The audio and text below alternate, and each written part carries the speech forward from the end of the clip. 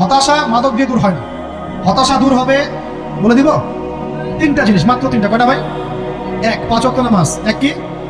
নামাজে আপনি অজু করে সিজদা দেন, ইনশাল্লাহ আপনার মনে প্রশান্তি না আসলে আমাকে এসে বলে যে আসলে চোখের পানি, মনের আবেগ যা আছে আপনার ভিতরে, কষ্ট, দুঃখ, যন্ত্রণা, সব আল্লাহকে ঢেলে দিবেন। ইনশাল্লাহ নিজের আবেগ ধরে রাখবেন এখানে, আপনি আল্লাহর জন্য ঢেলে দিবেন।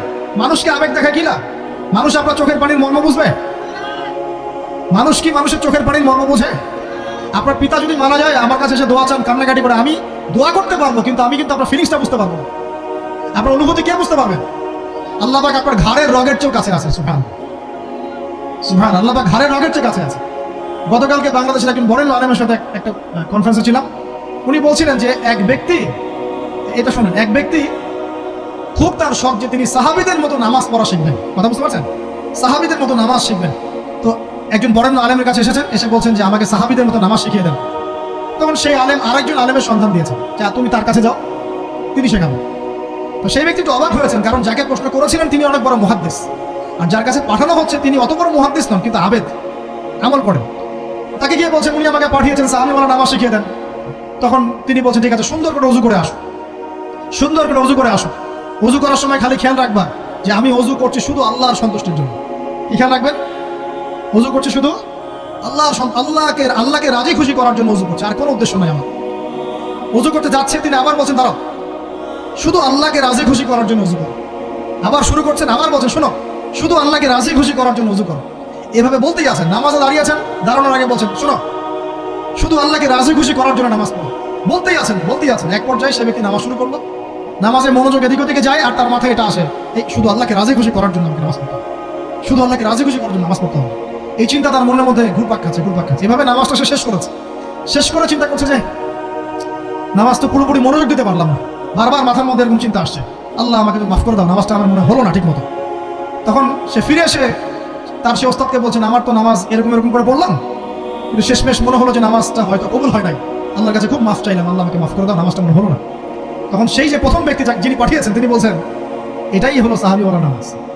তারা আল্লাহকে রাজি খুশি করার জন্য নামাজ পড়তেন, নামাজ শেষ করে আল্লাহর কাছে ইস্তেগফার করতেন, আল্লাহ কিছুই হলো না, কিছুই হলো না।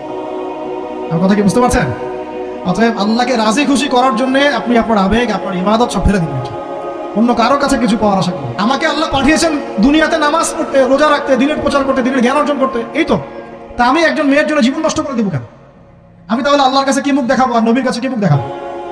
ওখানে গিয়ে বলবো আল্লাহ আমি আমার অমুক প্রেমিকার জন্য আশায় হয়ে একদম জীবন দিয়ে দিয়েছি, আত্মহত্যা করেছি। গেছে ভাই, যাইতে দেন। যে ব্যক্তি আপনার অবস্থানকে মূল্যায়ন করে নাই সে আপনার যোগ্য ছিল না। এখন আপনি কি করবেন? নিজের অবস্থান উন্নত করেন, আপনার পিছনে লাইন ধরে ঘুরবেন ইনশাআল্লাহ। এটাই বাস্তবতা। দুনিয়া খুব খারাপ জিনিস। মানুষের অবস্থানকে মূল্যায়ন করে, মানুষের অবস্থানকে মূল্যায়ন করে, কিন্তু আল্লাহ রাব্বুল আলামিন আপনাকে সর্বাবস্থায় ভালোবাসেন। এই যে আমরা এখন অনেক পাপ করছি না, আল্লাহ কি আমাদেরকে আযাব দিয়ে ধ্বংস করে দিয়েছেন? আল্লাহ পাক এখনো আমাদেরকে ভালোবাসেন, গ্রহণ করেন, আল্লাহ পাক অপেক্ষা করছেন কখন তওবা করবে, আমি তওবা কবুল করব। এই কখন আমার বান্দা খালি একবার বলে আস্তাগফিরুল্লাহ, আল্লাহ পাক সাথে সাথে মাফ করে দেবেন। সেই আল্লাহকে ভুলে আপনি কার পিছনে ছুটছেন? আমরা কিন্তু নিয়ত করতে পারি ভাই যে আমরা যারা ওয়াজ শুনলাম জীবনে কোনোদিন সিগারেটে হাত দিব না ইনশাআল্লাহ। রাজি আছি ভাই? অন্য বড় বড় জিনিস তো বহু দূরের কথা। আচ্ছা, অনেকে রাজি হয় নাই কেন?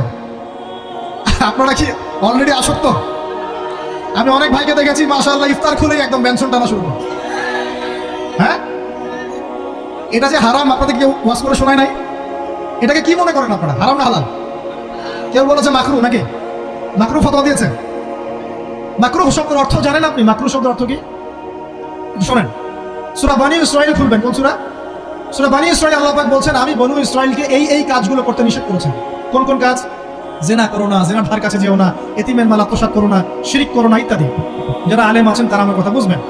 এই কাজগুলোর পরে আল্লাহ পাক বলছেন যে এই প্রত্যেকটা কাজ আল্লাহর কাছে মাকরুহ, অপছন্দ। কিসের? অপছন্দ। আর এটাকে আপনি সহজ মনে করছেন? নিয়াত করি আল্লাহ পাকের সন্তুষ্টির জন্য আমরা কোনোদিনও মাদকের সাথে সম্পৃক্ত হব না ইনশাআল্লাহ। আর বিশ্বাস করেন শুধুমাত্র মাদক দ্রব্য নিয়ন্ত্রণ অধিদপ্তর এই আইন কানুন এগুলো দিয়ে, জরিমানা দিয়ে মানুষকে মাদক ছাড়ানো যাচ্ছে না, যাবে না। কেন যাবে না এটা আপনারা খুব ভালো করেই জানেন, আমি বলতে চাচ্ছি না। অনেক সময় মাদক বিরোধী কনসার্ট করে মানুষ, মাদক বিরোধী কনসার্টে ওঠার আগে এক বোতল ডাইল খেয়ে আসে। এগুলো কি বাস্তব কথা বলছি না অবাস্তব কথা বলছি? আমাদের যুবক ভাইরা কোশ্চিনকালেও মাদকের ধার কাছে যাবেন না ইনশাআল্লাহ। একটা হাদিস খালি মনে রাখেন, একটা, এই হাদিসটা মনে রাখেন। নবী সাল্লাল্লাহু আলাইহি ওয়াসাল্লাম বলেছেন, কেউ যদি মাদকদ্রব্য সেবন করে তার 40 দিনের নামাজ কবুল হবে না। সিগারেট একটা খেয়েছি, 40 দিন নামাজ নাই। এরপর যদি সে তওবা করে আল্লাহ মাফ করে দিবেন। আবার যদি মাদক খায় আবার 40 দিন কবুল হবে না। যদি আবার তওবা করে আল্লাহ মাফ করে দিবেন। আবারও যদি খায় আবারও 40 দিন কবুল হবে না।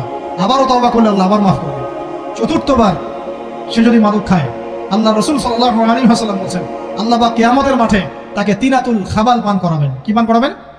তিনাতুল খাবাল। সাহাবীরা বললেন, ইয়া রাসূলুল্লাহ, এটা কি? তিনাতুল খাবাল কি? নবী সাল্লাল্লাহু আলাইহি ওয়াসাল্লাম বলেন, এটা হচ্ছে জাহান্নামীদেরকে আযাব দেওয়ার পর তাদের রক্ত মাংসের যে পুঁজ বের হবে, এই যে ড্রিঙ্কস, জাহান্নামের হার্ড ড্রিঙ্কস, এই ড্রিঙ্কসের নাম হলো তিনাতুল খাবাল। আল্লাহ পাক আমাদের সবাইকে মাদক থেকে বাঁচান।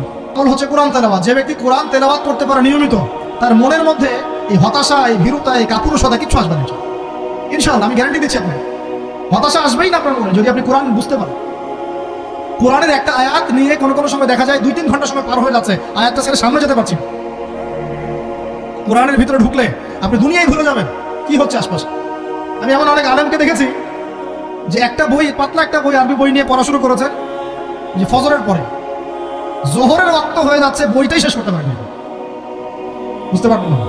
যখন আপনি ইলমের ভিতরে ঢুকে যাবেন, কোরআনের ভিতরে, হাদিসের ভিতরে, আপনার দুনিয়ার খেয়ালই নাই।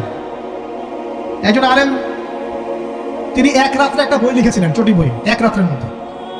বলা হচ্ছে, তার সম্পর্কে বলা হচ্ছে যে রাতের খাবার তাকে দেয়া হয়েছে, যে আপনি এটা খেয়ে নেন, খাবারটা পাশেই আছে, খাবারটা পাশেই আছে, খাবারটা খাবো, এটা লিখে খাবারটা খাবো, এরকম তার চিন্তা ছিল। ফজর হয়ে গেছে, বই লিখাও শেষ, খাবার এই অবস্থায় পড়ে আছে, ডুবে গেছেন ভিতরে, খাবার খাওয়ার মাথায় খেয়াল নাই।